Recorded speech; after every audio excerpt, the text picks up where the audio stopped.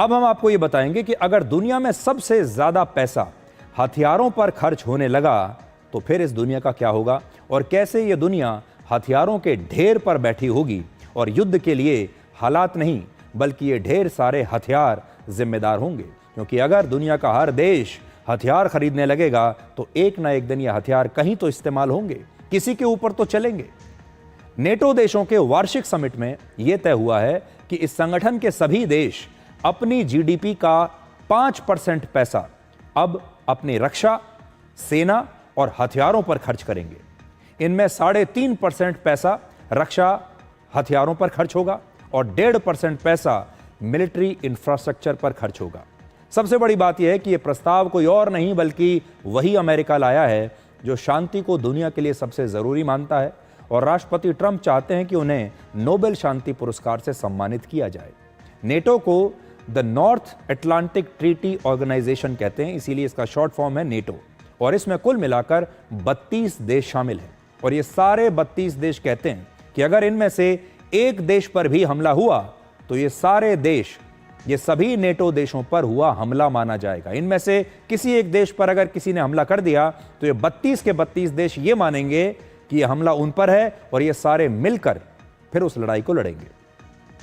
यह दुनिया का सबसे बड़ा सैन्य संगठन है जिनमें ज्यादातर पश्चिमी देश शामिल हैं और ये वो देश हैं जो युद्ध को मानवता के खिलाफ मानते हैं। और जब कोई देश नई कोई बैलिस्टिक मिसाइल बनाता है, कोई नया खतरनाक हथियार बनाता है, कोई न्यूक्लियर एक्सपेरिमेंट करता है तो ये सारे देश सबसे पहले उस पर चिंता जताते हैं।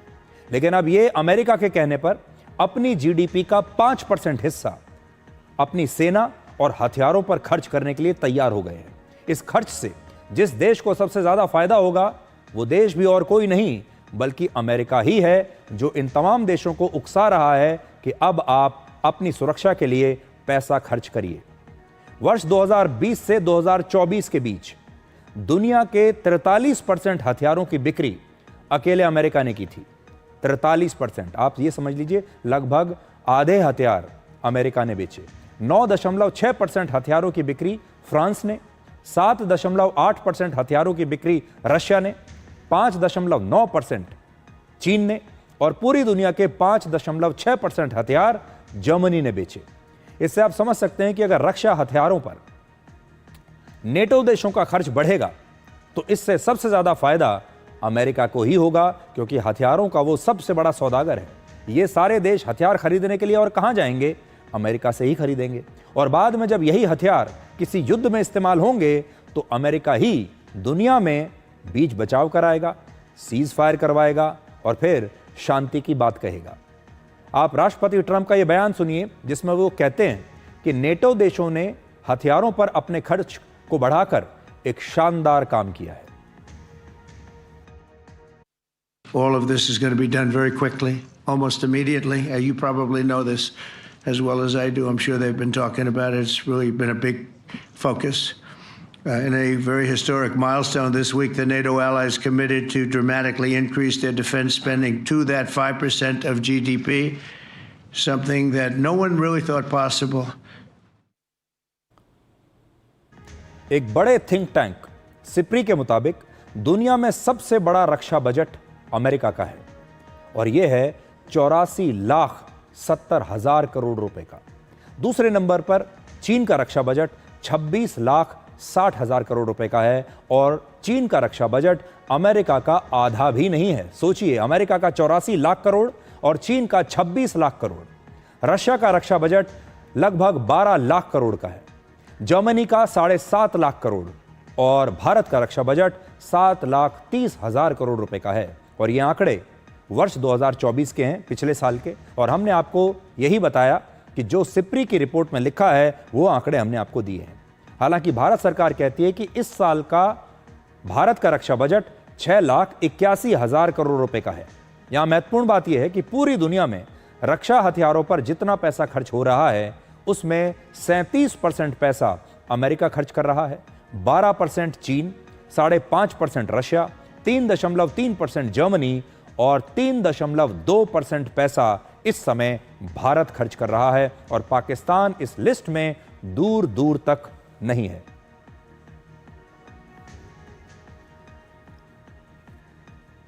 तो आज आपको ये जानकारी दिखाने का हमारा मकसद ये है कि पूरी दुनिया में हाल ही में जो युद्ध हुए हैं पिछले कुछ वर्षों में, उन्हें देखते हुए दुनिया में अब हथियारों की एक नई रेस शुरू हो चुकी है और अब पूरी दुनिया हथियारों के एक ढेर पर बैठी हुई है।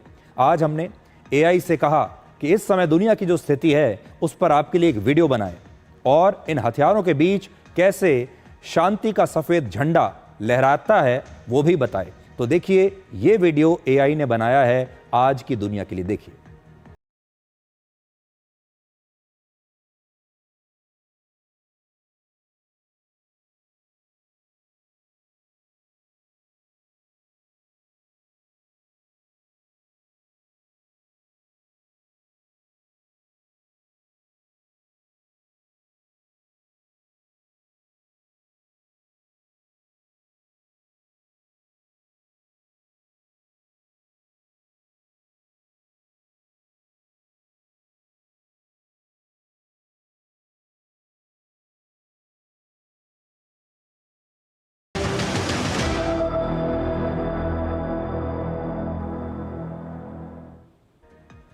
ये ऐसे हथियार हैं जिनमें कभी भी विस्फोट हो सकता है।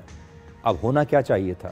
पूरी दुनिया जिसमें घने जंगल होने चाहिए थे, खूबसूरत पहाड़, चारों तरफ हरियाली, पेड़ पौधे होने चाहिए थे, नदियां, झील होनी चाहिए थी, चिड़िया की चहचहाट होनी चाहिए थी, चारों तरफ बच्चे स्कूल कॉलेज में जाते हुए दिखाई देने चाहिए थे। रेस इस चीज की लगनी थी कि दुनिया में प्रकृति को और कैसे बढ़ाया जाए, इस दुनिया में हरियाली को और कैसे बढ़ाया जाए, इस दुनिया में शांति कैसे स्थापित की जाए। लेकिन इसके उलट हो रहा है और आज शांति भी इन हथियारों के जरिए स्थापित हो रही है। इसलिए इस दुनिया में अगर कोई सबसे महंगी चीज है तो वो है शांति। शांति स्थापित करने के लिए अब लाखों करोड़ रुपए खर्च किए जा रहे हैं। ये हथियार इस्तेमाल होते हैं शांति स्थापित करने के लिए। और शांति कौन स्थापित करता है? जो सबसे शक्तिशाली होता है, शांति उसके हिस्से में आती है। दुनिया में जिस तेजी से हथियारों की ये दौड़ बढ़ रही है, खरीद बढ़ रही है, उससे ये सवाल भी उठता है कि क्या अब हथियार शांति की गारंटी बन गए हैं? स्वीडन का जो मशहूर थिंक टैंक है जिसका नाम है Stockholm International Peace Research Institute, जिसे सिप्री कहते हैं, इसी सिप्री की अभी मैंने आपको जो रिपोर्ट दिखाई है, सिप्री की नई रिपोर्ट में यह लिखा है कि वर्ष 2024 में रक्षा हथियारों पर पूरी दुनिया के खर्च में 9.4% की वृद्धि हुई है। पिछले साल पूरी दुनिया में सेनाओं और हथियारों पर 2.7 ट्रिलियन US डॉलर्स यानी 231 लाख करोड़ रुपए खर्च हुए। यह पूरी दुनिया की GDP के 2.5% के बराबर है और इस वक्त भी दुनिया के 150 से ज्यादा देश ऐसे हैं जिनकी GDP इससे कम है। इतिहास में पहली बार ऐसा हो रहा है जब दुनिया में हथियारों और सेनाओं पर सबसे ज्यादा पैसा खर्च हो रहा है और पिछले 10 वर्षों में इस खर्चे में लगातार वृद्धि हुई है। हैरानी की बात यह है कि जो पश्चिमी देश शांति पर सबसे ज्यादा उपदेश देते हैं, उन्हीं देशों ने अपने रक्षा बजट को सबसे ज्यादा बढ़ाया है। शांति पर सबसे ज्यादा लेक्चर देने वाले लोग सबसे ज्यादा हथियार भी खरीद रहे हैं। यूरोपीय देशों ने अपने रक्षा बजट में 17% की वृद्धि की है, जबकि इजराइल ने 65% की वृद्धि, रोमानिया ने 43%, नेदरलैंड्स ने 35%, स्वीडन ने 34%, पोलैंड ने 31%, जर्मनी ने 28%, डेनमार्क ने 20% और फिनलैंड ने भी अपने रक्षा बजट में 16% की वृद्धि की है। युद्ध के कारण रशिया ने 38%, चीन ने 7%, अमेरिका ने 5.5% के आसपास और भारत ने अपने रक्षा बजट में 1.6% की वृद्धि की है। हालांकि भारत सरकार के मुताबिक ये वृद्धि 1.6% नहीं बल्कि 5% के आसपास है। लेकिन मैं जो आपको दिखा रहा हूं, सिप्री की रिपोर्ट जो कह रही है वो ये कहती है, हालांकि हमारी सरकार ये कहती है कि हमारे रक्षा बजट में हमने 5% के आसपास वृद्धि की है। ये आंकड़े सिप्री के हैं, भारत सरकार के नहीं हैं। भारत सरकार के आंकड़े भी साथ में लिखे हुए हैं, आप देख सकते हैं। अगर आप नजर डालें तो पाकिस्तान का रक्षा बजट वर्ष 2023 के मुकाबले 5.1% कम हुआ है, क्योंकि पाकिस्तान एक गरीब देश है, उसके पास पैसा बचा नहीं। लेकिन इसके बावजूद पाकिस्तान आर्थिक कंगाली में भी अपने कुल बजट का सबसे बड़ा हिस्सा अपनी सेना और नए हथियारों पर ही खर्च कर रहा है।